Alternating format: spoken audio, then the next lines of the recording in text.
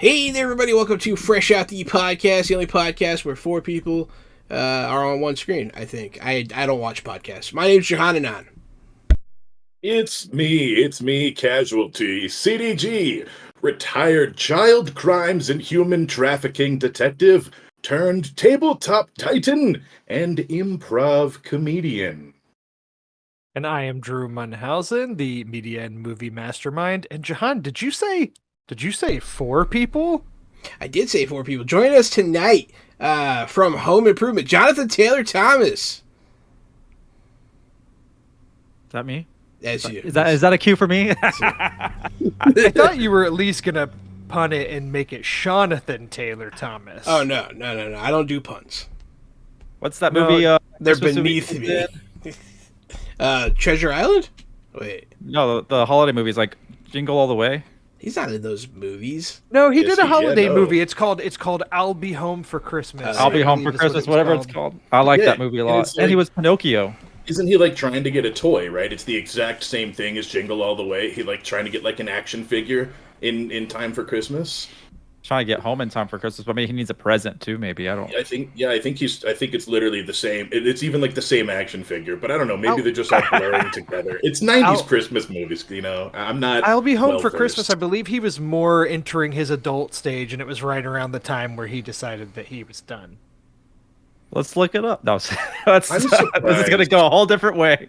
After he did his, he got to his adult stage. Didn't he do fully frontal nude Broadway plays? No. We're getting into. I'll introduce myself. He's not gonna like Let's this. do this. I'll just introduce myself. That's Daniel Radcliffe. Well, that is Daniel Radcliffe. Yep, that's my bad.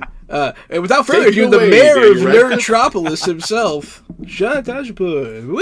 Yeah, Sean Tajapur, and I shook Keanu Reeves' hand. Nice. I'll Be Home for Christmas was a 1998 film starring Jonathan Taylor Thomas, Jessica Biel. So there you go. It was her breakout role that's made her a household name. If this filmed in Blade Trinity. 1997, Jonathan Taylor Thomas would have been approximately 16 years old. That sounds young. For I'll Be Home for Christmas? Was it 98? When was he born? Let's see. Oh, no, it does say the script was positioned. This is according to Wikipedia, which is always right.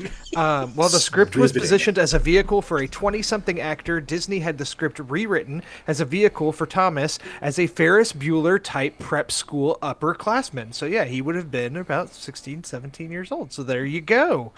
Jonathan Taylor Thomas' I'll Be Home for Christmas, a movie that everybody talks about every year, that people revisit every Christmas. This is like bigger than Home Alone. It's bigger than all of them. This is the one. This is the one everybody revisits every year. Well, and that's our time, everybody. Thank you for listening. Ho, ho, ho. Do you remember Tom and Huck? Remember that movie he was in? I like that movie, actually. That's a good one. You said that you shook Keanu Reeves' hand. You did say that. was he aware, and was he awake when you did those things to him? And we've derailed this hardcore. Obviously, Sean Tajapur, the mayor of Neutropolis himself, is our guest. A man who did attend the world premiere of John Wick Chapter 4 recently. Well, not technically. Very early press screening at the IMAX headquarters. I wish it was the world premiere. If we're talking world premieres, I went to the D&D world premiere, but that's for later on. But stars of the film were at the premiere that you went to. Yes, it was the press junket. The official press junket for John Wick Chapter 4 in the beautiful city of Beverly Hills, actually. I got to walk around where Beverly Hills Cop was filmed. It's pretty cool. Worth noting that the director, Arlene Sanford, who directed I'll Be Home for Christmas, also directed a very Brady sequel. Awesome. I'm so glad that you're on this. This is great. You know, I'm just deep diving. She's been nominated for 2 Primetime Emmy Awards for Outstanding Directing for a Drama Series. Who are we talking about now? This is the director of I'll Be Home for Christmas that stars Jonathan Taylor Thomas. Okay, right. She was nominated for Emmys for Ally McBeal and Boston Legal. Oh boy. So tell us more about shaking Keanu Reeves' hand here. was it a good hand? Was it his left hand? Did you immediately fall madly in love? Pretty much. So I checked into my hotel and I got in the elevator and I wasn't really paying attention who was in there with me. It was 2 other people and Keanu. I think it was like his reps or someone that he was involved with, with the movie. And I look up and I'm kind of in shock because I just checked in my hotel, talked to my mom, and she's like, "Don't stay in your hotel room, go explore." So just by just telling me to just leave my hotel room, Faith had me in the elevator with Keanu, and I was like, I gotta say something, and I was telling him I was here for the junket, and I'm interviewing his co-star Lance Reddick, who always just passed away, sadly, and that was a great experience. But once we got to the bottom floor, I forgot what I said to him, but I just said I was really surprised to be in an elevator with him. It's a pleasure to meet him, finally, and then he shook my hand, and I forgot what he said to me. And I forgot to get out of that. Judging from my recent viewing of John Wick Chapter 4, he probably said something along the lines of, "Yeah." That's a good one. That's pretty good. But this is the funny part. I forgot to get off the elevator. That makes sense. I believe probably would have done the same. Like I went back up to wherever the top floor, whoever ringed it up, and the guy's like, "You're here for the 12th floor because you need a car to get up there." And then Halle Berry got on there. I know, right? It was like I think where everyone was staying, but I got off the 12th floor, went back down, and I immediately called my mom. I was like, "Can you believe it? You told me to leave my hotel room, and by chance I meet Keanu Reeves." That's awesome. Which would be the last time I see him because when I was doing my Lance Reddick junket, just waiting for it, Keanu Reeves and Ian McShane were having a conversation like right by me, so that was really fun to watch too. So you should have stayed in the elevator all day, man. Meet celebrities. Well, Morgan Freeman apparently lives at that hotel. Like to go to, sir? And he was apparently there earlier, my friend said, but I just missed him by a few seconds. Yeah, just wear a bellhop uniform and stay in the elevator and hit the buttons for people and meet all the celebrities that way. I need a bellhop outfit like that Wes Anderson movie. The Grand Budapest Hotel, that purple. Mm-hmm. It's pretty sharp.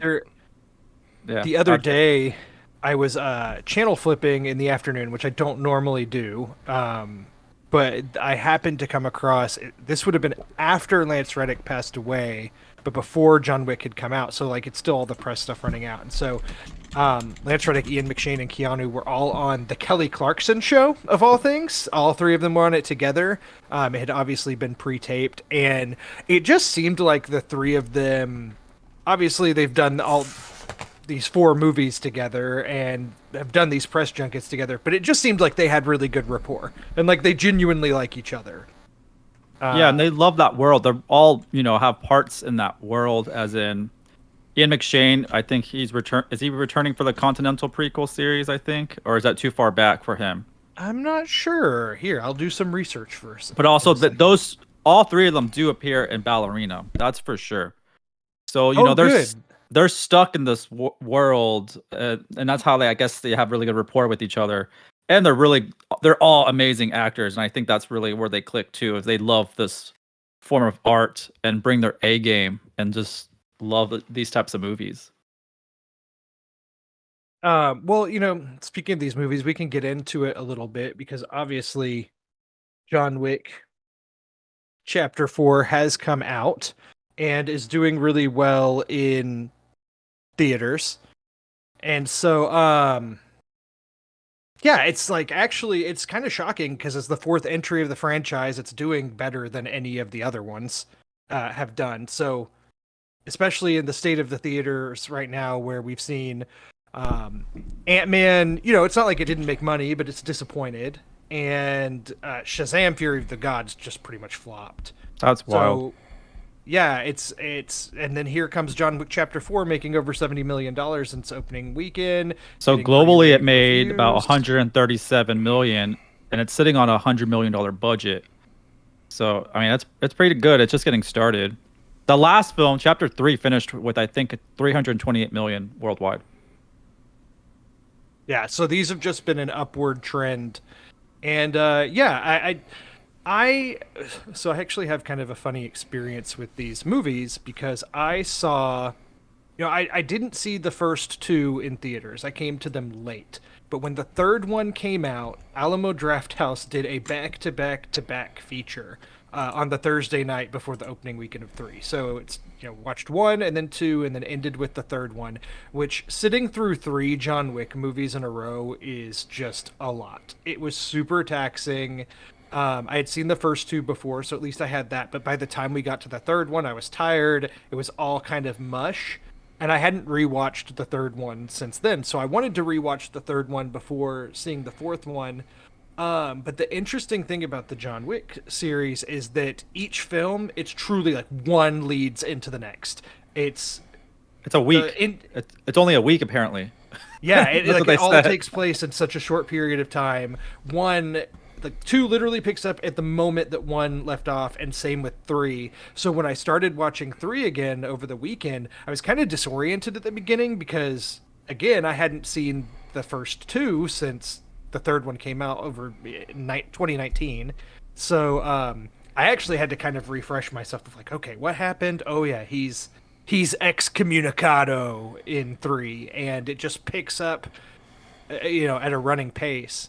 And so I had the third one fresh going into the fourth one, and the fourth one has gained reputation as it is long. It's 2 hours and 50 minutes long, which is super long for a John Wick movie, but it kind of earns its runtimes, shockingly. I thought it was going to drag. It definitely starts off a little bit slower than the other 2. It doesn't, blast stuff at the beginning, but the plot is good and it's intriguing. The only draggy parts of that movie, I think, is some of the fight scenes are very repetitive, especially with like the gun battles. So a lot of the shooting of like the basic pistol gets annoying, and it really gets really awesome when they bring in like the flamethrower gun. Like when they bring the bigger guns out, that's when it doesn't drag as much. But a lot of the fight scenes, since they're using like smaller pistols and kind of like the basic stuff, and it's repetitive, shot, shot, shot, shot, it's the same sound. Once they bring in the bigger guns, it gets like really exciting. Yeah, I agree. And at first, it almost kind of took me out of the movie, to be honest. I was like, after having watched 3 starts off and has like these awesome knife fights, and there's really cool motorcycle fights, and it's just constantly one thing to the next. And this one starts off a little bit more, I don't want to say basic, because it's still really complex choreography with the gun battles, but it was a lot of guns. And I was kind of, I don't want to say not feeling it. I was like, I wish that I was more into this than I am. But then the last hour, I feel like it's totally worth it. And that's where it has the guns that you were talking about. The last hour in particular, I thought really made it all worth it. It was really good. Really good. Yeah, but how's the hand-to-hand, though? You guys haven't mentioned the hand-to-hand. There's not a lot, I don't think. It's a little There's disappointing. so much. There's a lot of guns. Yeah. I mean, there is hand-to-hand combat, and there's quite a bit, but compared to the guns, see what always samurai swords, So like the samurai stuff, and when they go to Japan is really cool. I think that's a highlight of the movie. One of the highlights. Oh, I did not know that there were katanas. So I mean that kind of counts. That counts as hand to hand mostly.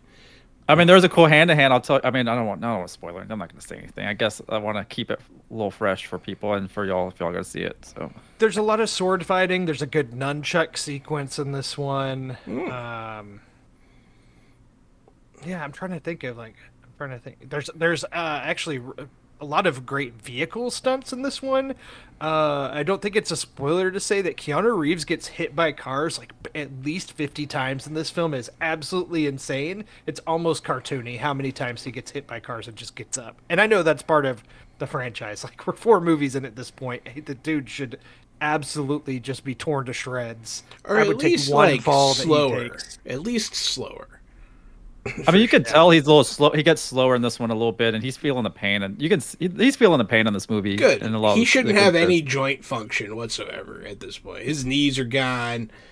But yeah, I mean, I don't know. That's interesting to hear, I guess, because like the whole thing about the rest of the franchise, that what sets it apart from a lot of other action movies, I would say, is like the new ways. Like, it's not just shooting. Like, you know, he'll put the gun, like he'll fight you with his handgun in close combat and shoot you like point blank, and like he shot a guy in the neck with a pencil out of a cartridge, and you know, like there's a lot of inventive death, and like that was what really did it for me. That's what really, because like I was a late adopter of the movies. I watched the first 2 after the third one was announced, and I was like, I guess these might be okay. People keep talking about them, and then I don't know, I really enjoy like he changes weapons a lot, especially in the second one. That's a great example where he like starts off with this gun during that long sequence where he's carrying out the assassination for his marker, and you know, he switches out guns a bunch. Every time he does, he fights very differently. Everything changes. It keeps things fresh. And at the very end, he's down to his hands. They have that epic hand-to-hand fight where they throw each other through the continental Italy doorstep. You know, I would hope for a similar level of, you know, fight choreography and weapon choice and that kind of thing in the 4th installment. But I guess maybe they're going for trying to wrap things up or something. They're more focused. They were supposed to do They were supposed to do 4 and 5 back to back, but I forgot why they didn't do it. And then now they've tabled 5, but with the box office they want to do it. It's just timing and stuff like that. They say they want to give John Wick a break, but it's not going to happen. This franchise is addicting for them just as it is for us. They love making these movies, and the director and everyone involved are just hooked on it. It's like the most fun they have apparently in Hollywood. Yeah, because Keanu's a friggin' like master gunsman at this point. Like, he does like the Black Ops training with like special forces and shit, like for the movies to prepare. And I've seen the videos, and he's really good. It's kind of crazy that how good he can actually shoot. How well he can actually shoot. Well, it's kind of crazy because, you know, when the first John Wick came out, almost 10 years ago at this point, came out in 2014, it's a much smaller movie by comparison to some of these other ones. Like, it's, you know, the story is, everybody kind of made jokes at the time, but like, obviously his wife has died. He has this dog that he kind of like latches onto as his, you know, to help him grieve, and then these guys break into his house and kill his dog and steal his car, and then he goes on revenge. And that's the plot of the first movie. It's super simple. It's, you know, an hour and 40 minutes long. Like, it's pretty breezy, action-packed, and you get little snippets throughout. Like, you are introduced to the Continental and things as part of this kind of assassin world building that they're doing, but it's nothing super, super complex, right? And then 2 just really opens up that whole world of assassins, and you're meeting a lot more of them. And they only continue to build on that in 3 and 4. So not to the point of it being convoluted, but I definitely, if you start off watching chapter 4 and you haven't seen the past ones, like, you're going to not really know exactly what's going on or why all these people want John Wick dead so badly. I feel like, I mean, jumping in on chapter 4, I think would be a mistake, because that's just like coming in at the end of the anime. Like, you know, you just I've given this analogy before. It's just like the two, like the protagonist, the antagonist, and then like they disappear, and then like they're fighting so fast you can't even see them, and like, I don't know, I feel like you lose the context Right. This 4 like is a good build up from the previous 3. And I spoke to the screenwriters, and they were saying like they've been world building the whole time, the last couple installments, and trying to build something outside of just John Wick per se. Like you said, you have the Continental series coming on Ballerina, so there's more to this than just Keanu Reeves as John Wick. And this movie is more than the story is really still about his wife and his dog, if you think about it, because the whole movie is about him not wanting to be that John Wick assassin anymore and trying to find a way to put a stake into it and just live a life. He's doing such a bad job. It's the only way he knows to do it. That's I keep trying to get out to keep pulling me back. Yeah, I gotta keep killing until it's done. I'm very excited for Ballerina with Ana de Armas. That's going to be awesome. It's shocking how well the John Wick movies lend themselves to an extended franchise, just because they've established that the Continental brand of hotels is a worldwide thing. In the third one, he goes to Casablanca, where there's a Continental. In the fourth one, he goes to Osaka, Japan, where there's a Continental. And so it's truly world spanning. So you can place a new assassin in literally anywhere in the world and start a whole new journey for them, and we as viewers kind of already know the rules of this world, which is kind of cool. It makes it easy for them. Yeah, y'all mentioned the Continental show. That'll be on Peacock. It's supposed to be this year, and I think Ballerina with Ana de Armas is supposed to come out next year. Yeah, so, next spring, I think, maybe. They are chugging along. She's great. I love her and everything she's in, so I'm hoping that this is going to be a continuation of that. Because she doesn't really get to take center stage in action movies too often. Just that one time, really, to me, was in Bond. Yeah, but yeah, it was so short-lived, though. And then she was in that movie with, was it Ryan Gosling? Oh, I couldn't get through that. I couldn't get the Gray Man. The Gray Man. Yeah. She did take more of a center role in that than she did in Bond, but she wasn't the main character. Very good. I couldn't get through it, and I usually don't have that problem. It's good if you click your brain off and just watch explosions. You can get through it, but it's not. There's not a lot going on there. They also do a good job with the John Wick movies of each one kind of, they bring in somebody new, or there's somebody where like, oh, it's the one with that person. Like the first John Wick has Willem Dafoe in it as kind of another assassin. I totally forgot about that. I really need to rewatch these movies. Was awesome. I'm forgetting a lot. I forgot about that too, and he was so great in the first one. And I forgot the second one had John Leguizamo, right? And Lawrence He's in the Fishburne. First and the second. Yeah, and Lawrence Fishburne gets introduced in the second one. Yeah, Lawrence the Bowery King, and then that's the one also where Ruby Rose is the one. Third one has Halle Berry. Yep, I remember that one. Halle Berry. And then the fourth one brings in Bill Skarsgård, Pennywise himself. Oh, snap. And Donnie Yen. And Donnie Yen, of course. Oh, wow. Donnie Yen is great in it. Once again, Scorpion. playing... I feel like he kind of buried the lead there. Yes. He could get a spinoff. No offense to Skarsgård, but he's not Donnie Yen. People love Skarsgård's performance, and they hailed it, and it was good, but I don't think his performance in this movie was like head over heels for. Like, I didn't think it was anything like game changer. They should have just had John Wick fight Pennywise. I would have seen that. Cool. The only problem I have with Bill Skarsgård in this movie is his age and his position. I thought that too, because he's pretty young. Nepotism. Yeah, considering the position of power he's in. Is he even 30 yet? You guys are yet? upset with the assassin nepotism. I gotcha. Well, he has a big, like, he operates something really big. He's almost at the top of the chain, almost. And I'm like, at that age, and he is kind of like crazy and really powerful and stuff. I'm like, at that age, I don't know if I can buy it. But he does pull off a pretty good performance. And he just has such a good look, and he's so menacing looking. Yeah. It's one of the things that Barbarian, that horror movie, does really well, is you kind of uses his look against you as a viewer, because you're just constantly wary of him, because you think he's the bad guy, and then he's the first one to go. So like so Donnie Yen though is here once again playing a blind combatant. That stuck out to me, because he's also blind in Rogue One, in the Star Wars film, and he also is. Does he love doing that? I'm curious. Like, he has to know he's doing this on purpose, and he wanted to do like a Bruce Lee-esque performance in this one, which he does pretty well. But yeah, I don't know why he's up with all these blind characters he wants to play. That's two He's already. really good. He's super charismatic in this one. I thought. Like I like Donnie Yen a lot. I'm not like I mean, the the only biggest way- Donnie Yen fan by any means, but he's particularly charismatic. I felt like in this. Fun fact: they gave his character a more, I guess, appropriate name.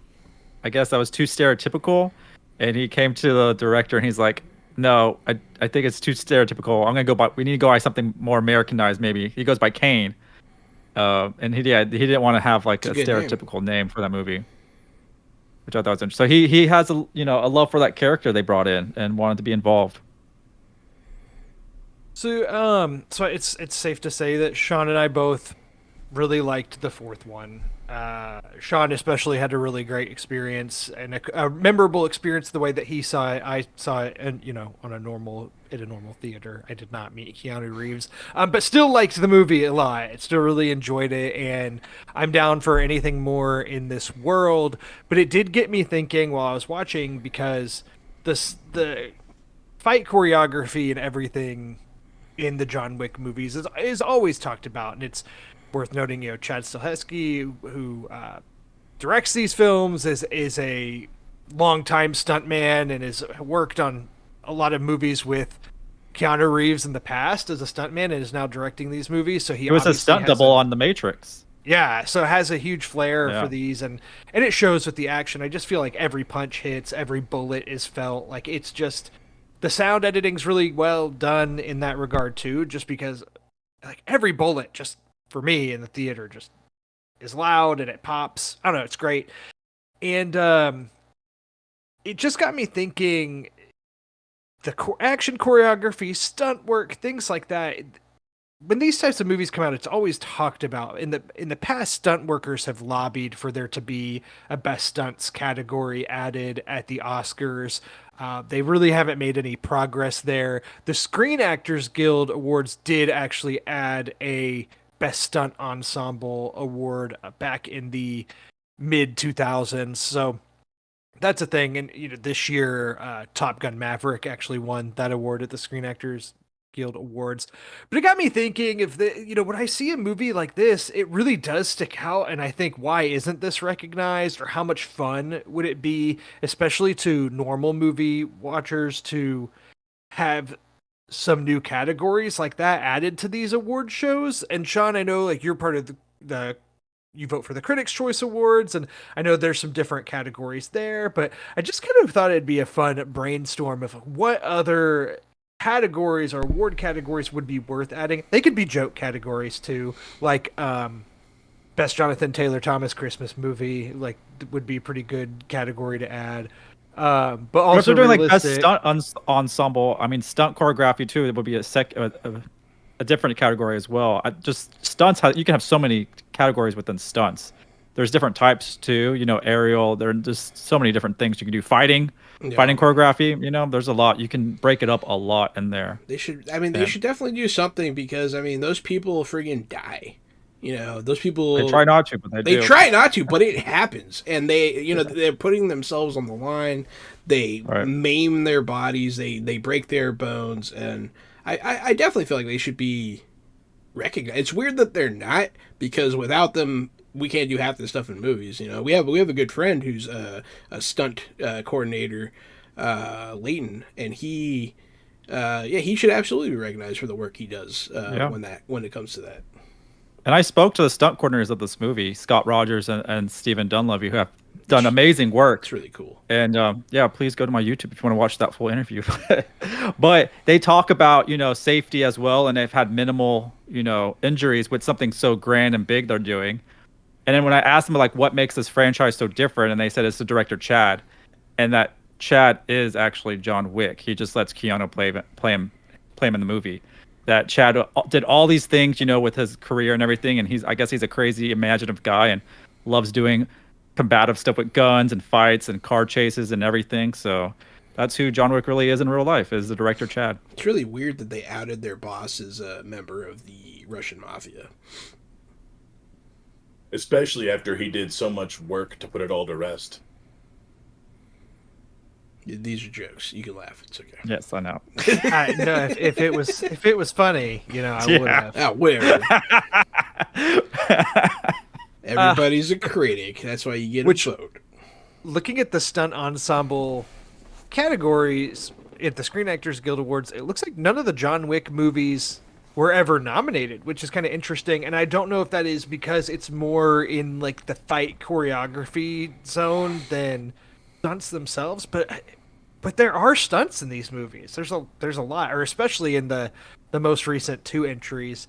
But Gary, how about you? Any other awards categories that come to mind that is something that you think it would be neat if the professionals behind it were recognized? First and foremost, I would say, I'm not churning any new ground, but I completely agree. I think if you have a stunts or multiple stunts categories, that's going to get everybody recognized and everybody paid more in the long run. And stunt folks are arguably doing the hard part.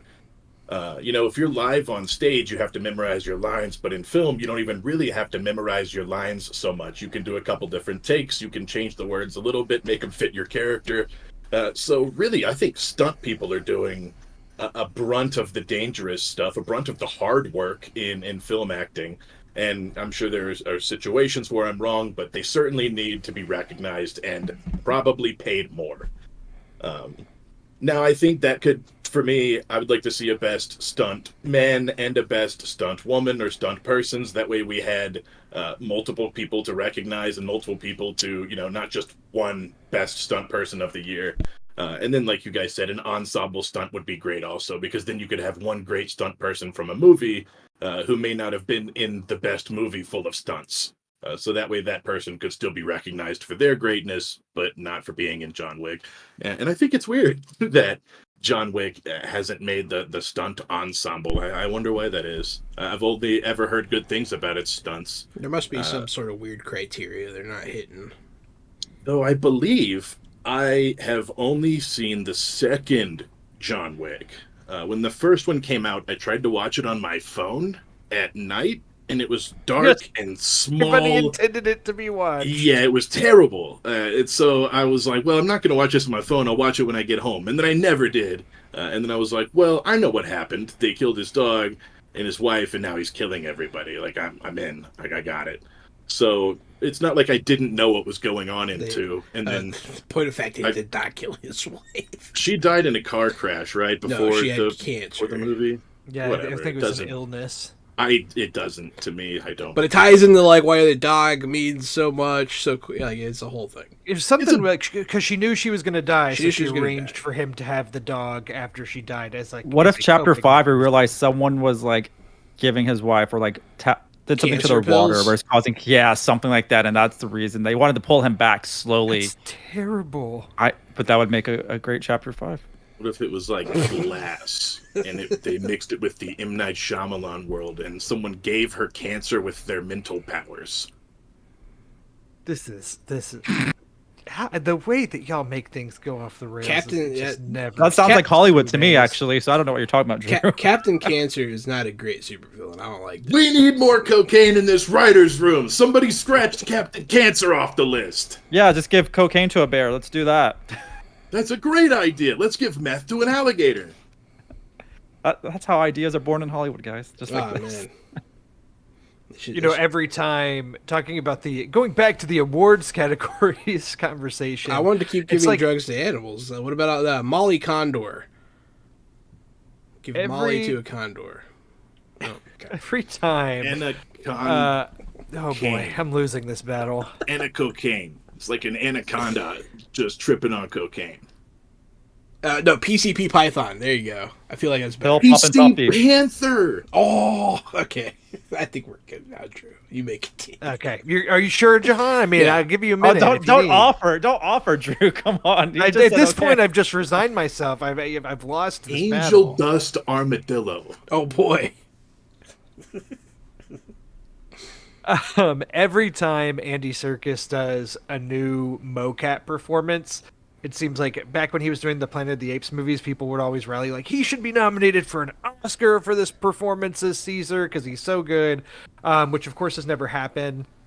He's had other iconic mocap performances like with Gollum and and such. And so I wonder if there's room there for like a best mocap performance or something of the sort. But then I feel like there's just years where that's a given and other years where not. Like, you know, Thanos could be a great... did Caesar's voice? Who did Caesar's voice in that movie? Was it Circus? I think it was Circus. Yeah, I think he so did why it. does it have to be like... It's just like Zoe Saldana in Avatar. Why does it have to... That's a performance. They're just being rendered, but they're giving an actual performance on stage. So like... And I guess that's the argument. Why can't that be with like best actor? Like why can't that be put in there regardless of them not being in the flesh on screen? It's being translated and it's their voice. That's no different to me. I agree. That's a good point. And maybe that's why that's been brought up and shot down in the past, because I'm fine with a mocap performance is still a performance and it shouldn't be I don't think it should be separated either. Category, because then it's never going to cross the line or cross the barrier and make it into one of the main acting categories. To me, that's equal of what they're doing. For me, I agree. It would be nice if motion capture could win best actor, but I'm also okay with it being a separate category if that's what you got to do to make people accept. I think that people would be more accepting of it that way. You know what I mean? I think it should be its own category, and then maybe in like 10, 15, 20 years, if there's a performance that's just so stunning that we can't deny it, then sure. But what's the difference, though? Having CG-assisted facial structure? That's just for visual. That's just for look, like what that person looks. It's just like the whale, right? They put all that suit on him, or Elvis, they did all that. Like, what's the difference, though, if it's physically on that person? Just like having animated prosthetics, really. But, I mean, most of acting is having animated facial features. So if your prosthetics are all animated, there's an argument to be made that your face isn't doing the acting. So what about de-aging, though? Like, what about de-aging? And then on Elvis, the fat scenes, I feel like they put his face on top of Elvis. Like, they kind of did some digital stuff, too, for Elvis. So that's why I'm like, it's really a... I guess my argument for that with the mocap is I feel like the mocap's more difficult because if you're an actor and you're in like a fat suit, as an example, I feel like that just automatically assists your performance. Like if you put me in that, it's way easier to feel in character and to put on that performance. But when you're on a stage wearing a bodysuit with little ping pong balls all over you, and you have to try to do that same performance, but without the aid of prosthetics or a suit, like it's arguably, just say for the sake of conversation, more difficult. I mean, so I'd say it's all the same, just to make it easier. It's just all the same. Put everyone on the same. The difference is ping pong balls. If you're wearing ping pong balls, it's a motion capture performance. If you're not, then it's not. Well, they don't do ping pong balls as much anymore, it seems like. That's moving on. I mean, as technology catches up, you won't have to do that anyways. I would agree with what I think Drew's saying in that, like, if anything, the difference is that motion capture acting is more difficult because you have to do a lot more imagining, and you have to really... I don't know, you're reacting to things that aren't really happening, which actors do when there's CGI stuff going on, but usually there's an aid or something. I don't know, but... like, I'm almost at odds with myself, though. Through a computer, I don't know. It seems harder. Just because, Sean, like, you mentioned Avatar in particular, and I'm kind of like, yeah, like, those are mocap performances, essentially. Like, that's no different... James Cameron would probably argue that it's different, but like in a way, no different than Andy Serkis playing an ape in a Planet of the Apes movie, or and Avatar. They're in the water. They're in real water too, filming those scenes. Right, and so I know they're real performances in Avatar. So that's why I'm like, well, I wouldn't want those actors to be nominated. I'm not saying that any of the actors in Avatar like deserved to be nominated for an Oscar necessarily, but I'm just saying I wouldn't want them necessarily to be limited to a mocap performance category, because I feel like they're doing really good really good acting. They feel like could make it to a regular category. If you have a motion capture team, then you're using motion capture. And as a director or as a CG company, whether or not you're using motion capture technology in your movie. And so that can be an ensemble for, this is the best motion capture team this year, here's what they did, and also here's the best motion capture performance this year, and have all those motion capture movies against each other. Or maybe I have an example for you. have an example real quick. Imagine you have like an Iron Man movie that just didn't show Robert Downey Jr. like as a human flesh, but you just had the suit the whole time and you just saw the face inside the whole movie, and he had a great performance. Would that not validate that? Like, what would you consider that? And they had an Iron Man movie was strictly just the suit, which is obviously CGI, and you just saw like that inside of his mask, which was his face, and you didn't see like say that was a CG mess and not a very good movie, and that they made bad. No, I'm just saying in general though, like what type of performance would that be though? What would you consider that type of performance? Well, it's kind of like in Avengers Endgame, you never see Ruffalo. He's Hulk the whole time, but he's doing doing a Ruffalo performance. Yeah. So the reason why I can't argue for it being separate is because I don't think it necessarily should be. I'm just saying I'd be okay with them doing it for the sake of getting the category recognized. Right. Being more inclusive, like having more nominations, more people. I don't think that they should be saying. I think that if you gave a good performance, you gave a good performance. But I really don't see a motion cap performance winning Best Actor, probably. Mostly because of just how the Academy thinks, and they usually look down on anything different. Really, they always want the same, like Sophie's Choice kind of pictures. They don't want, they want drama. They want period pieces. They want people in. I don't know. They want a very specific thing. And it doesn't necessarily make for a good movie, in my opinion. So. And we're talking some of the more technical things. I think is room for other categories, and I'm definitely not the first to say these, but I just think that they're good ideas. But doing, like, you have Best Director, but then do, like, Best First Feature or First Directorial Feature. So, like, a director's first movie, and it's their entry on the scene, almost like a Breakout Director Award. And then you could do the same with acting for like Best Young Performer or Best Young Performance or Debut Performance, something of that sort, where it's like somebody's first movie and they made a huge impression. I think those would be good categories. Like as an example, I'm a huge fan of The Fabelmans that came out last year, and I don't have the actor's name in front of me. I can't think of it off the top of my head, but the actor who plays Sammy Fabelman in the movie is fantastic, and it's not his first role ever, but it's definitely his breakout role. And he won a Critics' Choice for we had a Young Star Award. Gabriel LaBelle is his name. It just was on the tip of my tongue. Yeah, and he won the Young Star Rising Star Award that we had. Best debut performance does seem like one that would be really fun, where you could just recognize an actor or actress or both of any age. They could be 60 and have their first movie, or right. Or 8 and just have an outstanding performance in a supporting role. So that would be just kind of a fun, almost like an honorable mention type of award. But I guess breakout performance or debut performance would really be like, hey, put them on your radar. I think that would be kind of cool. But also these award shows are based on the actual show and the length they can run on TV, and they have to fit it all in. So they're not going to be adding more like the Oscars. Like, we're already in time crunch. If anything, they're taking away. Remember, they did pull some awards and they added them back in for live telecast so people can get the recognition. I forgot, was it maybe for writers and a couple other things, because they were pulling things away because of time constraints. Yeah, they should let me go through and slash topics. I bet people would be pissed. Well, it's like the speech they make from the top head. I'm like, you don't need that. Just put a letter out. That's already a 4-minute thing right there. I think they can cut a lot of fluff out that they do. Be like cinematographer and director? No, we don't need both of those guys. One stays. Which one do you want? Well, and one thing that the Spirit Awards, which they do the best independent films and television series, that one of the things they've done, and people have kind of lobbied for the Oscars to do this too, but I just don't see them doing it for a long time. But they don't have best actor and best actress. They have best lead performance and best supporting performance. So it's not limited to gender, but then they have 10 nominees in each category, so you get more people in.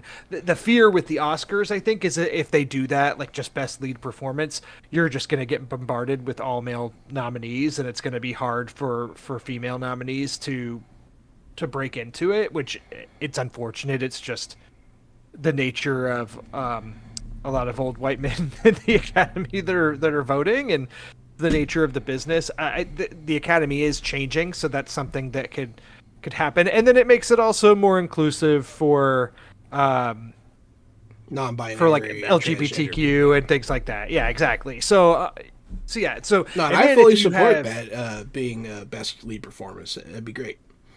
Yeah, it's like supporting performance, lead performance, and then that makes them more room for some of the other categories of like a breakthrough performance, and which the Spirit Awards actually have that as well. So they have a best first feature. So some of these categories do exist in other awards shows, just not the Oscars as of yet. So you do want to jump into something like you want to brainstorm other categories, right? Like that's still... Yeah, I was just curious if there was anything that came to mind, and now I'm struggling thinking of now. There's so many different award shows out there. Would be like best lore, because a lot of these, like a lot of them will come up with like a book that like best world building. Yeah, world building. John Wick Chapter 4. Yeah, I think that'd be a really cool category. 2018's winner would be Aquaman, and it would be so cool. I mean, they did have some cool lore. It was just everything else was awful. Sean, I got berated on this podcast probably over a year ago when I said that I thought that Aquaman was the best of the DCEU movies and how I like it a lot, and I just got torn. Boring. Remember they wanted to make that series The Trench out of it? They're like, oh, we're going to make a spin-off series called The Trench. I'm like, why? You have the money to make a movie about the trench, then y'all have some bigger issues. Because where's my Batman movie? Where's my solo Superman movie? Y'all can't even put money into something that's the staple of DC. Wild. And they're like, oh, we'll do a Joker solo movie. What? I mean, it was great, but man, I just want to go over there and tell them how to do things. Please do. Me too. Yeah, and I don't think James Gunn's the right person. I love him and I think he's gonna do great things, but I don't think that's a temporary fix, and they're going to have to reset again. I think we literally just talked about that very thing, and I think we were all in agreement that he... I think I could talk about it all day. Same. But yeah, I think world building would be a good one. That's a great idea, John. That's a fun one. I appreciate that. Yeah, I just thought of it. I was like, man, that doesn't... Because, like, that's more in the wheelhouse of, like, what I do as a game master. And so it's cool to think that I could be recognized for something like that. It's like writing adjacent, because you have like best screenplay or best original, best adapted. I think more writing categories would be nice. World building lends itself more to like the fantasy elements of things, especially when you're going deep into that and really.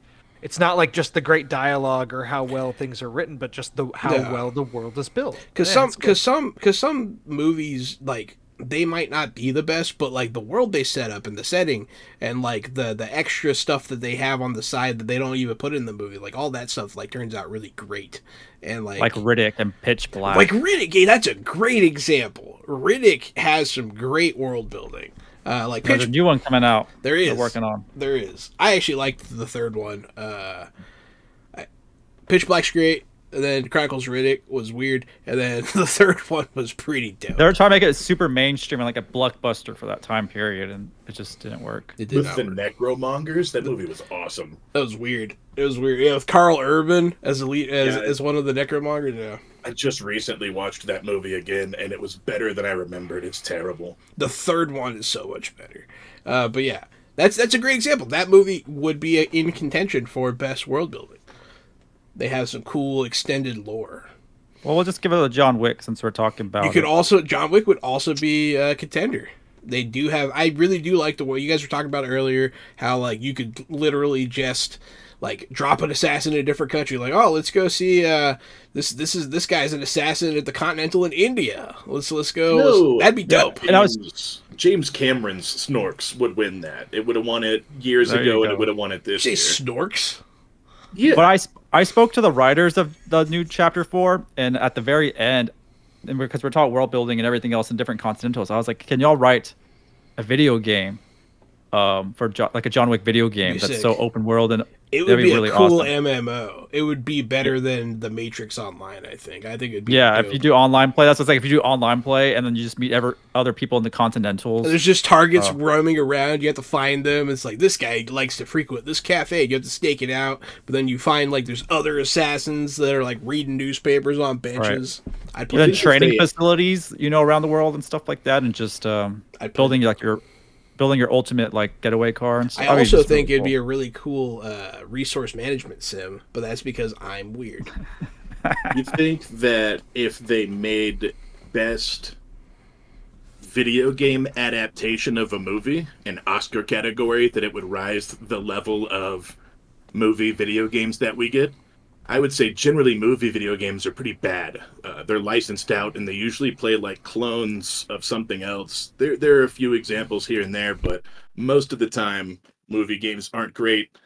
You think if they made that an Oscar thing, where this is the best game of the year based on a movie, that people would bring their storytelling up another level? Maybe some Oscar-level storytelling in games? Yeah, you would hope it would get some auteurs attached to those projects to actually make them quality, and it not just be to make a buck as it's been in the past. It'd be an interesting category because I feel like you would have to lump in animated video game movies too. Yeah, I think that would the be, Angry Birds. That would be a cool like dark match. Like you give that award before anybody else shows up. You just pass that award off because nobody wants to see it besides me. But see best Gary's movie video game. Favorite category: best remake or reboot. I'm surprised that's not a thing. They should really separate them and put them in their own category. Oh, it's so much better than the original. It's like because they watched it and they fixed the parts they didn't like, dickhead. That you can't do that. Yeah, but that's not guaranteed though. Like sometimes it's much no, worse. It's not. But still, I mean, you can't just. I mean, apparently you can, except that. You can't just take someone else's thing and then do it and win awards. You can't do that. It's not. And if you love video games, John Wick Chapter 4, there's a really cool scene that's over the top when they're going through. Classic Grand Theft Auto. Yeah, that is the scene that elevated my score of the movie from a 3.5 stars to 4 stars. I was like, they said they saw it in a video game. I forgot which one like influenced them, and they said that over the top view. I've never seen anything like because there is a ceiling, like you see the ceiling, but somehow I don't know what they did, and when they go back, the ceiling's gone. I'm like, that's really cool. They had to have done. It's very clean. Some sort of awesome set or something, but it reminded me of like a twin stick shooter. Oh, like, the camera was automated. The cameras were automated too. So also, Keanu said he had to do it like almost seamlessly. They did break it apart. But to go through the rooms, it had almost like one take each time. Robots are taking our jobs. And and the camera is just moving in a grid and just following him. And he's not. You can't pay attention to it as an actor. I love that interesting kind of like camera work because like they do a lot of really cool things, a lot of innovative things sometimes. And that I think that is recognized. Like cinematography is a category, but like in Tenet, where they hired that kid who was like a master drone pilot to like go through the explosion scene. That was so cool. And like I think it's cool when people take those kinds of risks. Yeah, highly recommend y'all check out this movie. There's a lot of cool stuff. I 100% will. I 100%. I just didn't have time before this, unfortunately. But yeah, I think a couple other like really just thinking what categories could be. I think like props or like puppetry. Or that kind of thing could be cool, like special effects categories. Maybe they could be the same category. I don't know, but I feel like because I'm a big fan of like puppets and that kind of thing and animatronics, and so like it'd be cool if they had a category because I don't think they do. Like there's not that many movies that have it though. Like that, maybe it's just like 2 or 3 out of the year. They do visual effects and they do production design that kind of incorporates that. But I like where your head's at on that too, Jahan, of like best practical effects or something like that. And practical effect, yeah, that'd be a good category. Then you're encouraging like cool monsters or creatures or things that aren't just CG gobbledygook, like encouraging the old school. In the new D&D movie, there's practical creatures, and I think you're really gonna like it. It's a good mix. I was not excited for the movie when I heard about it. But the past like month, I've been hearing so many good things, and it actually looks like it's probably going to be really dope. So I'm excited. It kind of comes across like I think from the critic side, it's almost like expectations were pretty low, and so they've all come out of it being surprised that they had a good time. Yeah. No, it looks great. I'm really excited for it. I'm trying not to get my expectations set too high because their merchandising game's out of control too. It's pretty. I mean, leave it to Wizards of the Coast, but like, geez, they're crushing the merchandise game, in my opinion. Making it an action comedy is just such a good route to go. And we're going to talk plenty of D&D next week, so I'm not trying to go off the rails here. But like, it's just such a good idea than like the swords and, you know, like trying to make it a self-serious, you know, Game of Thrones type epic with the D&D banner. Like doing the comedy angle is so good because in my experience of playing D&D, usually me and my friends are doing stuff that's hilarious. And that's exactly what they said they're trying to encompass is like you're playing with your friends and you're having a good time. It's not serious. But what they did with this franchise is, or what they can make it a franchise, is having these spin-offs. You can have a more fun and serious and funny one, and then you can go serious and dark, and then you can go modern, you can go cyberpunk, you can do all these different types of D&D style movies. You don't have to be stuck in this one tunnel. It can be really pushed out more and have a lot of cool movies coming out for it. Oh man, that'd be cool. Spelljammer movie, I'd watch that. It's pretty much just a water, like a naval ship, but it's in space. It's pretty dope. Yeah, so that's the beauty of what they're trying to do. No, I'm excited for it for sure. Can't wait to watch it. Now, I haven't seen it, of course, and I don't know a lot about it, but I would be, just at a surface level, I would be worried if they tried to make spin-offs and almost sort of Marvel-verse it. I would be worried about that. I would think it would be bad. Maybe I'm wrong. Maybe I'm dead wrong. Nah, if it's bad, it'll die. I'm willing to watch. Well, I mean, I haven't seen the movie either yet, so maybe I'm not. Yeah. Maybe I'm not. Let's go see this movie. Let's go see this movie, then we'll talk about it. Let's go see this movie. I'm just all for new things. It's interesting seeing the things that are doing well this year. Like the fact that Shazam didn't do well, that Ant-Man has done lower, you know, not has underperformed based on expectations, but then like Scream 6 is going to probably be the highest grossing Scream movie ever, and John Wick Chapter 4 is doing really well, and the things that are you know actually doing really well compared to the quote guaranteed successes that are no longer guaranteed. And then I saw a tweet like that the guaranteed successes are no longer guaranteed because it means that they have to change. Because it's not working anymore. It's good. Does Shazam have a lot of action scenes? Like, how is the action Shazam, and were the stakes high? Because we talk about Ant-Man, and the stakes were very low. My big complaint about Shazam: Fury of the Gods is that the stakes are not high. That the personal drama is not there from the first one, and it's really just here's another villain. I mean, yeah, it's like they try to do high stakes, like the world's gonna get destroyed, but you never actually for a second believe it's going to. They're making some of these too fluff, I think, when it comes to story. And then the other problem is the superhero movies get slated for whatever dates they come out, and then everything else kind of moves out of the way. And so then these movies are now starting to perform below expectations, and they're not like the theater saviors that we once thought. So it just shows that they need to start bringing more movies to theaters, start programming more. They start taking more risks again, man. And there was an interesting tweet that I saw, and it was a really good point. It's like John Wick Chapter 4 made a lot of money this weekend, which means that a lot of people went and saw trailers for things like Dungeons and Dragons and Evil Dead Rise and a whole bunch of other horror movies and things like that. So it's like it'll be interesting to see how those movies do if people are interested in going to the movies once again and not seeing just the new Marvel movies. I had somebody getting into my personal life a couple weeks ago. Some friends of ours came over for dinner, and they are not big movie watchers at all. Like, it's our friends. They've got 3 kids of their own, and they don't go to the movies very often. But she specifically, the mom made a comment about Spring Break and how she was kind of aggravated because they couldn't go to the movies over Spring Break because there were no movies for kids. There were no kids movies in theaters, and they have 3 kids, and there was literally nothing to go see. Even Shazam, you know, it was a PG-13 movie, and like it has some pretty scary monsters and some violence. Like I wouldn't necessarily recommend you take small kids to it.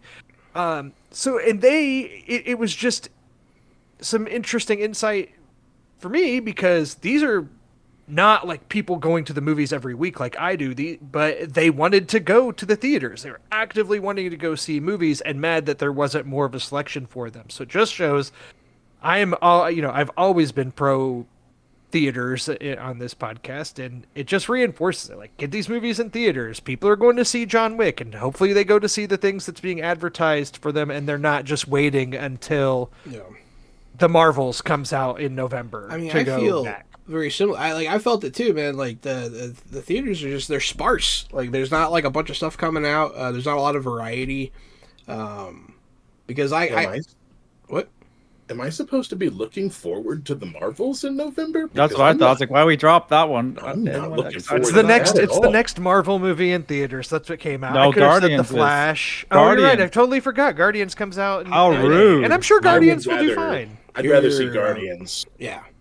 I mean, I would rather see Guardians too, but I am also excited for the Marvels. But Guardians is going to be kind of an interesting gauge of, last week we talked about franchise fatigue and the MCU. I think it'll be an interesting gauge. I think there's obviously a lot of goodwill from fans for James Gunn, and it's the last of the Guardians trilogy, allegedly, and people like that franchise. That'll be an interesting indicator. If it underperforms, then maybe Marvel starts hitting the panic button. Sure.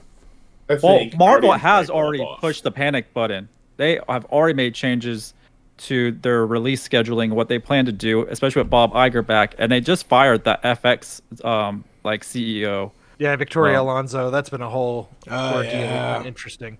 So the panic button has been pressed, and then about that. On last week's podcast, we just briefly talked with you, Sean, about James Gunn maybe not being the right fit to relaunch DC. I said that Marvel needs a reset also, just like the comic books do House of M or Civil War or any of those big events, Universe Doom, where Dr. Doom takes over the entire world.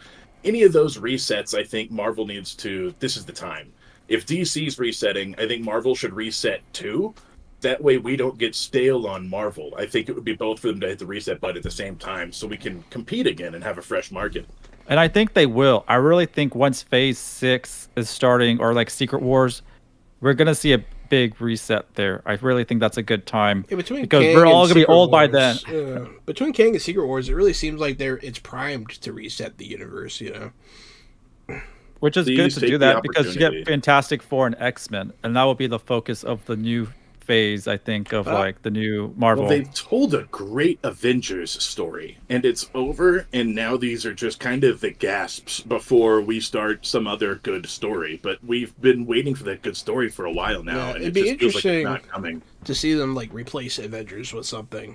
Instead of all the movies built to Avengers, they built to something new instead, like a different ensemble. Well, you have the Young Avengers, and then I'm down for that.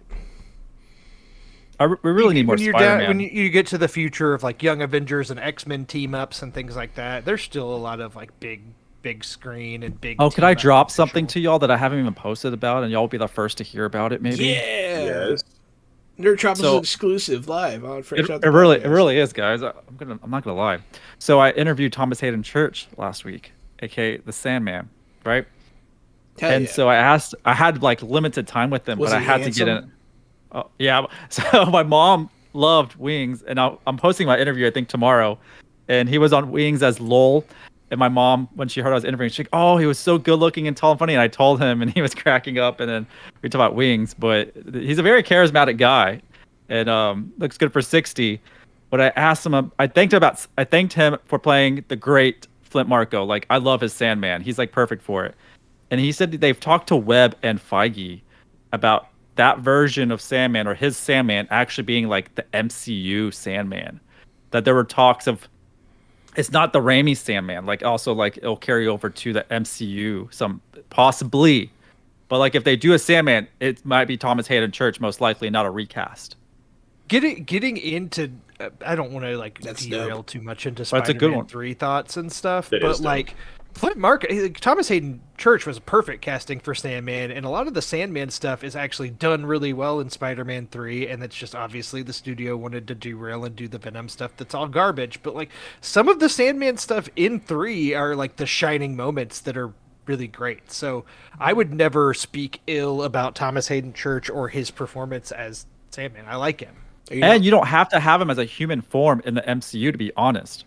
You can just have him as Sand form, especially as he gets older. If you really want to flesh out a younger version of Sandman, you just gotta have him like don't do an origin story about him. He's there and he's struggling to get human form, and you'll have like he never truly on set for No Way Home. Like I know he provided his voice, but he's in Sand form a lot, and I think that the one shot of him as a human that is like a shot that they used from Spider-Man 3. Yeah, it's from Spider-Man 3, but he was also I don't know.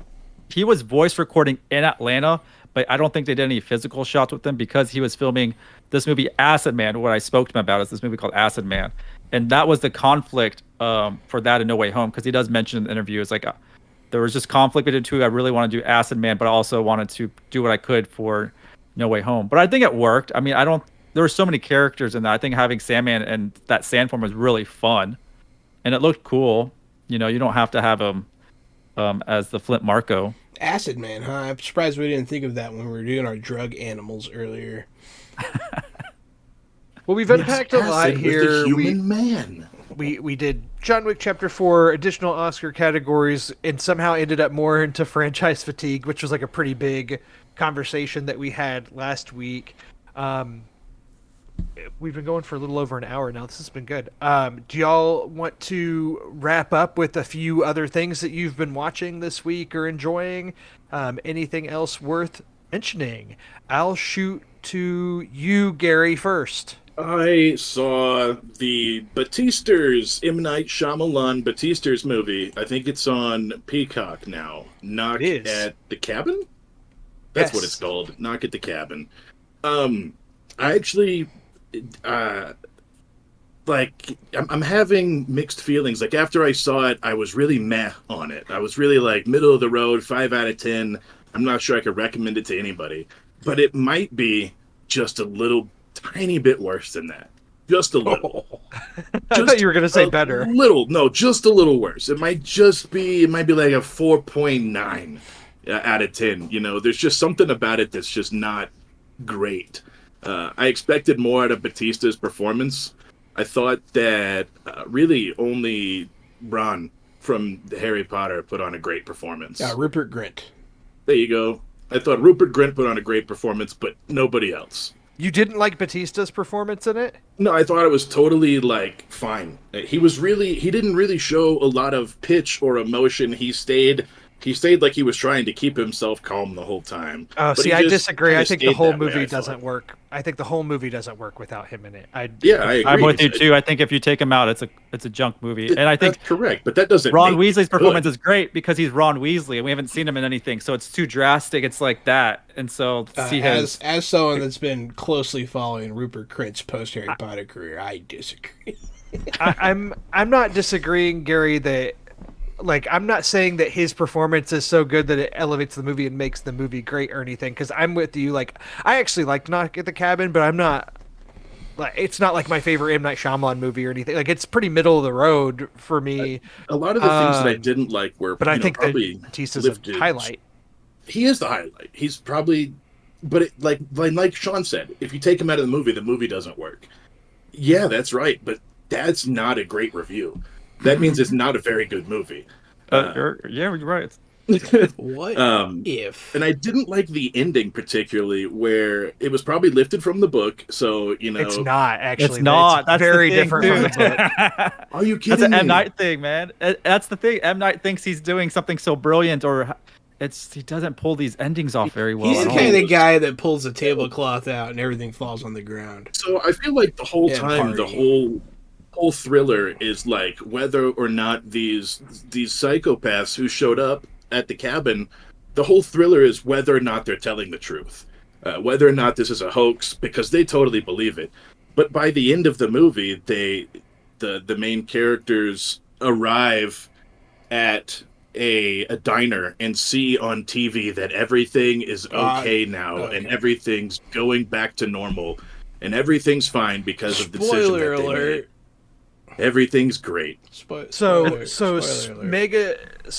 again, spoilers for the book. If you've seen the movie or you're interested in reading the book, whatever. Spoilers for the book. Don't watch the movie. Just read the book. Jahan, you might want to close your ears for a second because I'm going to be spoiling a little bit more for a movie and book that I don't believe you've heard. So give me 30 seconds here. So Gary, in the book, I believe what happens is when he goes for the gun in the truck, or at some point with the gun in the truck, the gun discharges by accident and the daughter is killed. Oh, shit. And so then the married couple, the two husbands are, all four of the apocalypse folks end up killing themselves as they do. But the two men left do not make a choice. And instead they're like, we're not doing this. If any God that would allow this to happen anyways, this is not a world worth living in. So we'll just live out our days or see what happens. And it's way more it's the complete opposite. Yeah, it's the complete opposite of what happens. And the book never makes it clear if the things are real or not. It's way more ambiguous, and they're darker. Kind of left Man. they're not gonna. They've lost enough at that point, and they're gonna, whether it's real or not, they're just gonna live out their days. That's so much better than what I watched. Boy, that would have. Yep. That's why I don't understand why people give M. Night so much credit. Yeah, you're good. You're good, Jahan. Come back. Yeah, you're good, Jahan. That's it.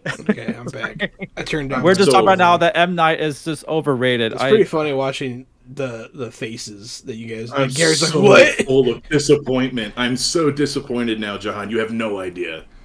M. Night can't adapt anything, but he can come up with his own creations, which I think he needs to stick with. Anything he tries to take from someone else and kind of do on his own, he needs to stay away from. He needs to world build on his own.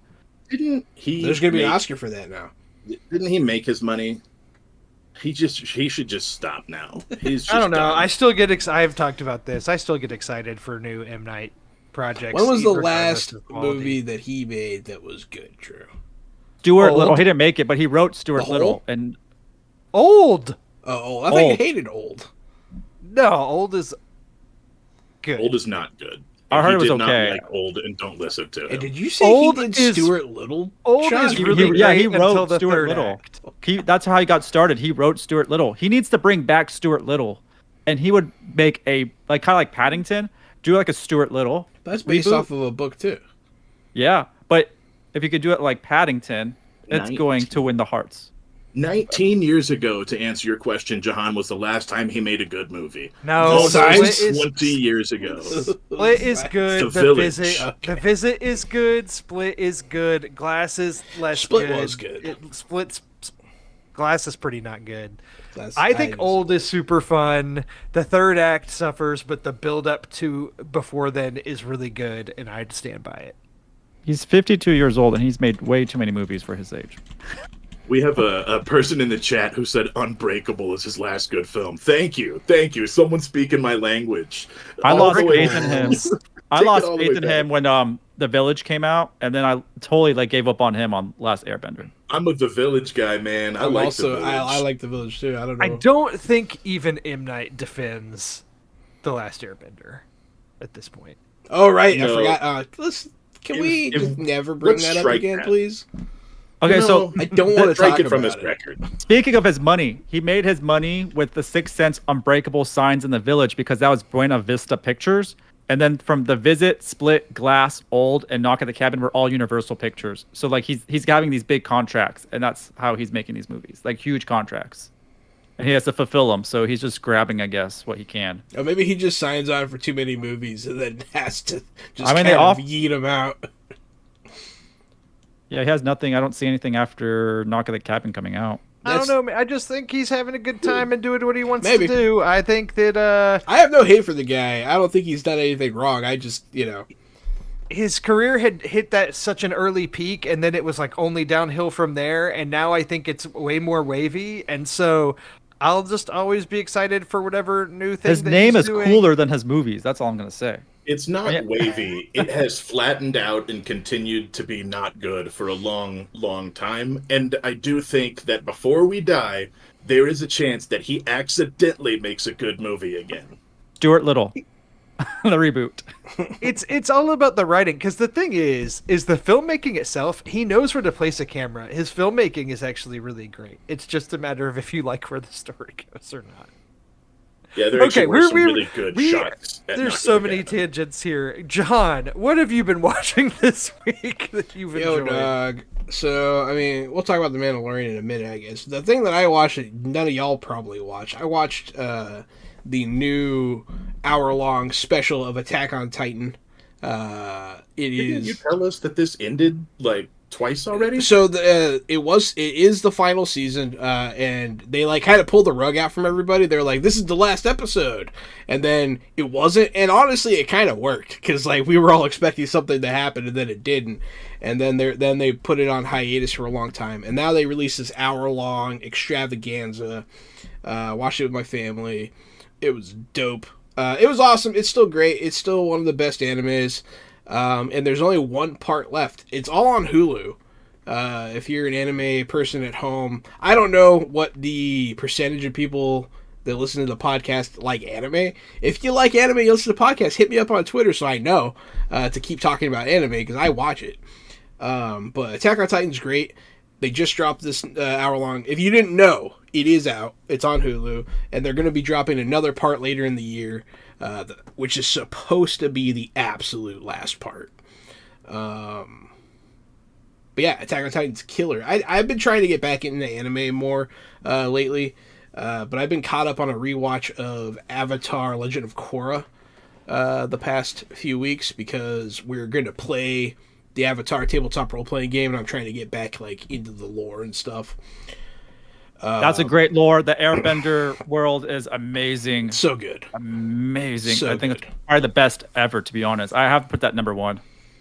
Oh, good. Me. Yeah, no, it's a good pick. I'm not going to argue with you. Avatar is insane. And like the original series, masterpiece. Not gonna sway me. The fourth one had a lot of developmental issues where they didn't know if they were going to be renewed season to season. So it ended with a lot of villain of the season syndrome. But I feel like third season had one of the best villains in anything I've ever seen. So it was pretty crazy.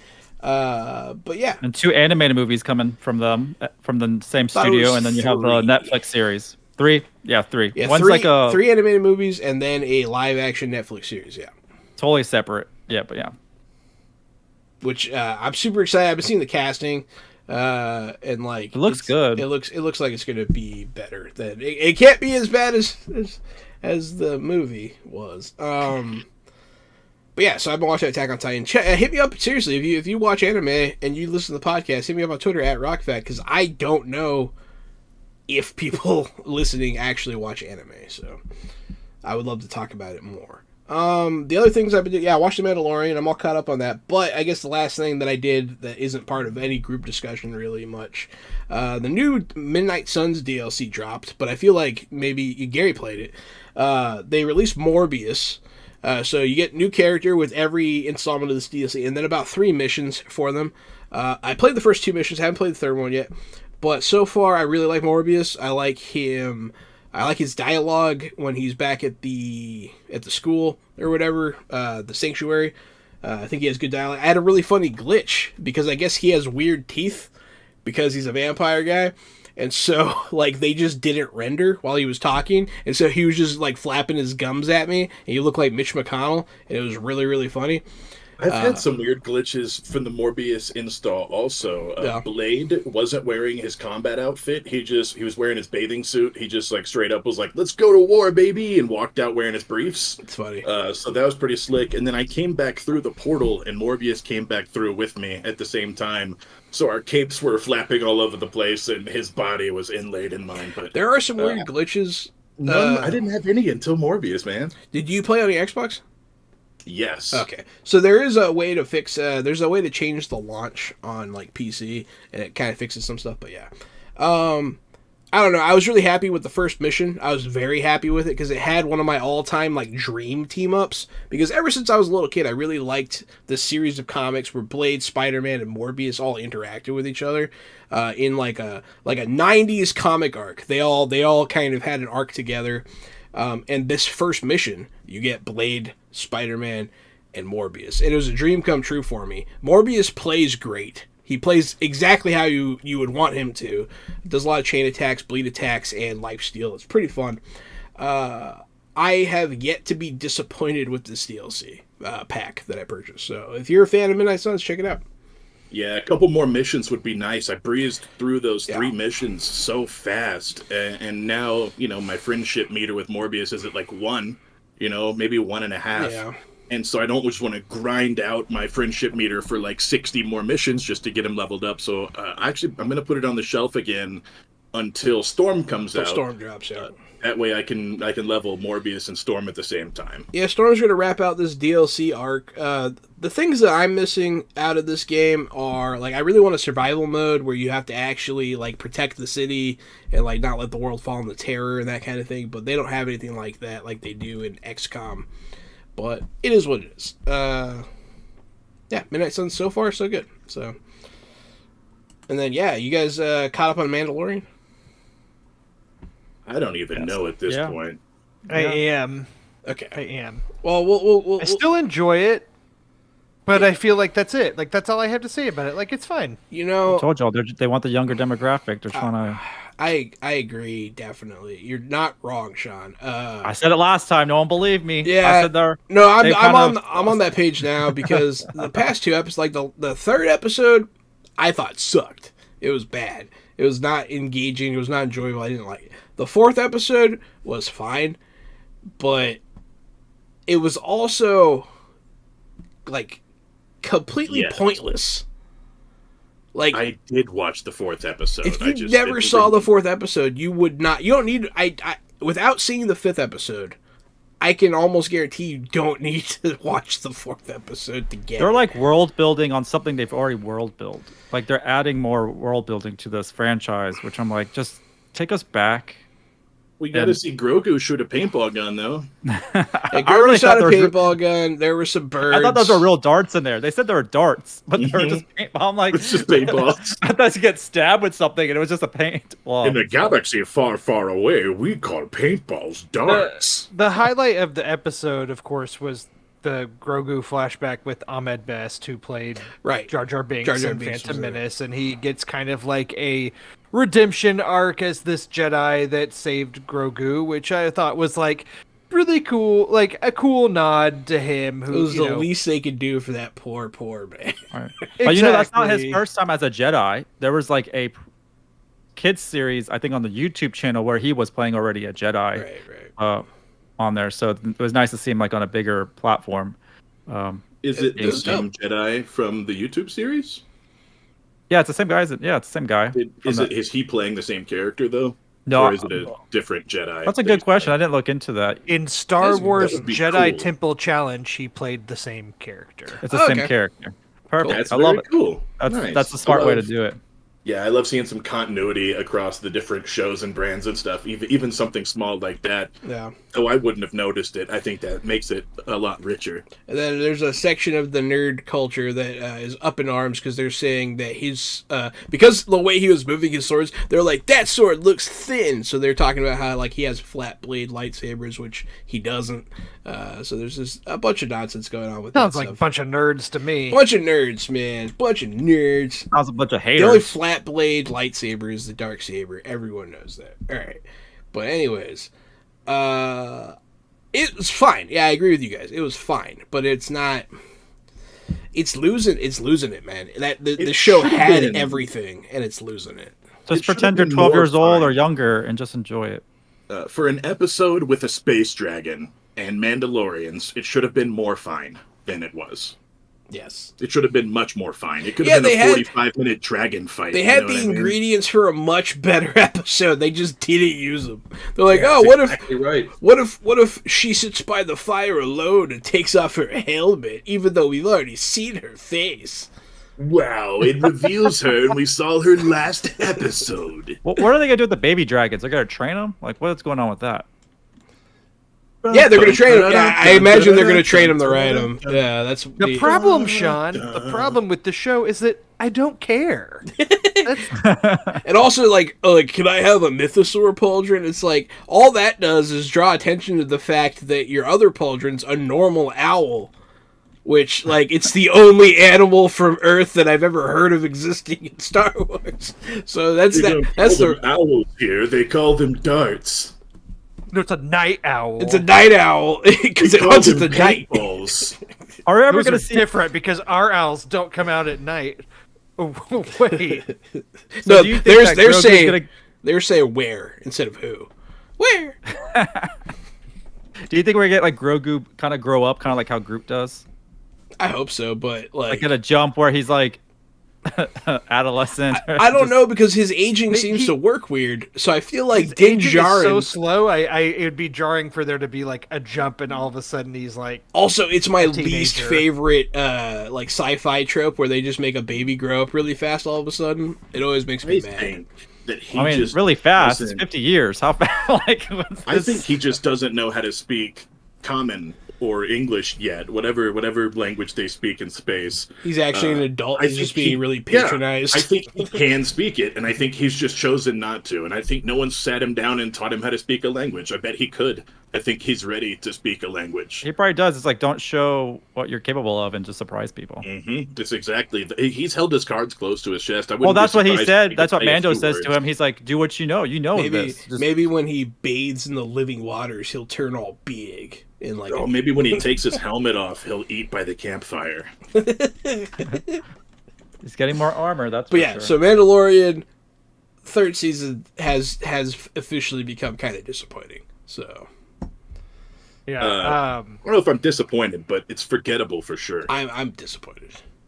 I like it's not even a gimmick, but I'll just say gimmick for the sake of lack of a better word. I like the gimmick of every week Gary not remembering if he watched Mandalorian or not. I straight up didn't watch the second or third episode. I just missed one, and they were like, "Yeah, it didn't matter," and I was like, "Cool." Now I don't even know which one I'm on. It just really, I totally checked out. How many in the season? How many episodes? 4 so far.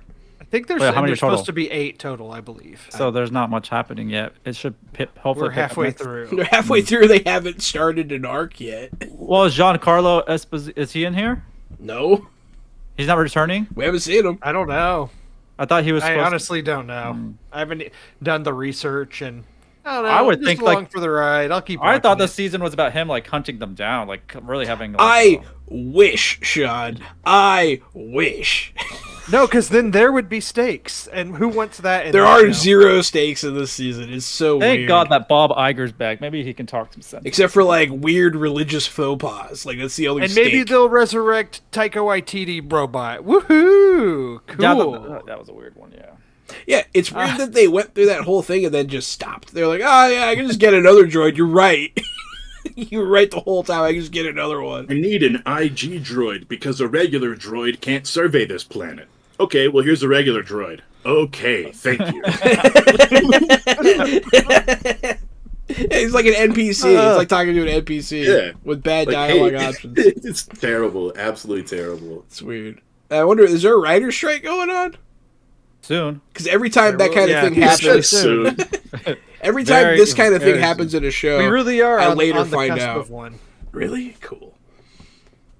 I can't wait for awful TV to come back. Yeah, Gary and I will be thriving because it'll just mean a more rise in reality TV once again, and Gary and I will be living our best lives. Yeah, you don't need writers for that stuff because it's unscripted. I also watched Mandalorian. I had that on my list. I'm also caught up on Ted Lasso, which continues to be lovely in its second episode. That show's not about as really enjoyed it. There's not as many cowboys as I expected in that show. Just one. It's not as many cowboys. Real bad joke. And then also I watched the premiere of the final season of Succession, which was great. Shout out to the Disgusting Brothers, my boys, and yeah, I don't know. It's just off to a great start. Gary and Jahan don't watch that show, so I watched like, it today. Details, but yeah, um, it's such great dialogue. Just great so dialogue. That's really what it surprised. Like that show just it's based on dialogue. I'm gonna watch it to spite you, Drew. Do it. It's great. And so far the last season is off to a banger of a start. So Succession season 4, good. That's it for me. Sean, anything that you want to shout out that you've been watching, or anything that you want to plug before we start wrapping it all up? I did catch the Ben Affleck, Matt Damon, Viola Davis movie Air, the Nike Michael Jordan deal. That's really good. It's coming to theaters soon before it hits Prime Video. But that's just a story how that deal between Nike and Michael Jordan happened, and it only could happen because of his mom. So it's a really good movie. I think y'all talked about Ben Affleck and Matt Damon have been on the press tour for that one, and I have enjoyed every second of it. It's been good. And then I just finally got to watch Poker Face, and really enjoyed that. Gary has been shouting from the rooftops about Poker Face for a while. I've watched the first 2 episodes, and it's a mature Columbo. It's a rated R Columbo. So I love Poker Face. To me, it was it always reminded me of Law and Order, but like you did a total 180 on what the series has traditionally been. So instead of, you take away all the police crap that's all really boring and really stale, and instead you make it this moving on the road episodical thing where she's solving crimes. I think it's just really fresh and really enjoyable, especially in this era of the whodunits that are becoming more and more popular. It's, kind of a whodunit show on top of everything else. If you loved Columbo, you're going to love this one. You ever watch Columbo growing up? No. Nope. So when you watch Poker Face, it suggests Columbo. Go watch Columbo. This is what it's really kind of based off of, is that show with Peter Falk. And it starts just like that. The format's the same. You see what happens, and then he has to go and kind of solves it. Is Columbo the one where he can like make anything out of anything? No, that's MacGyver. Columbo's with Peter Falk, and he has like a googly eye or a glass eye, and he's a kind of I don't know if he's a detective or PI. Inspector Gadget. Well, kind of like that. I thought MacGyver was that movie with Will Forte. MacGruber. That's the Gotcha. spoof MacGruber. Gotcha. No, on Peacock, watch Columbo. Just watch one episode, and you'll be like, this is why Poker Face works. Drew kept telling us and keeps insisting that Succession is good. And it is. In a group chat that we have... I was scared you were going to bring this up. In a group chat that we have, Zach, our friend Zach, was like, man, I've tried watching it now, and I just really can't get into it. I've already tried watching 3 episodes, and I'm not feeling it. And Drew was like, okay, now I hate it when people say things like this, but it gets really good by, like, the 5th episode. And the first time I started watching it, it kind of fell off because we had my daughter, and then the second time I started watching it, I kind of fell off, and then the third time I started watching it, I really liked it. And I was like, oh, it's such a good show. You have to try watching it 3 times? How amazing. This sounds like you blasphemy. Slammed your head against a wall until you convinced yourself it was fine. It starts differently, though. It starts about, like, kind of showing you who the family is and the characters and how crazy they are. And then, like, kind of the plot starts to unravel throughout the seasons of what's really going on and the craziness. Yes. What I said was I watched the pilot on its own at one point, and I thought this is really good. But at the time, I did not. For more context, at the time I did not have the time, and I wasn't watching a lot of TV then, and I did not continue it. So then a few months later, I was like, I really want to get back into that Succession show, but it's been so long since I've watched the pilot, I'll just rewatch it. And I watched the pilot, and I got through the first 5 episodes, and then my daughter was born. And that is such a dialogue-heavy show that when you have a newborn and you have no sleep, it is not a good show to watch during that time. So months passed once again, and I had that vibe of like, I'm going to have to restart this. And so finally, with the last season approaching, my wife and I sat down together and watched the whole thing, and it was sure worth it. It's very good. But around the 5th or 6th episode of the first season, a major plot point happens that kind of jumpstarts everything, and it becomes a giant ball rolling downhill for the rest of the series, pretty much. It's really great. So Succession is good, but you definitely have to get a little bit, I don't want to say over a hump because the first few episodes are good. It's just like it's a lot to take in at first, and it's a lot of business talk. HBO. All right. Well, you heard it here, folks. Watch Succession on HBO or else. Hey, I've been Johanan. This has been a podcast with me on it mostly. My name is Johanan at RockFact on Twitter. Thanks for listening.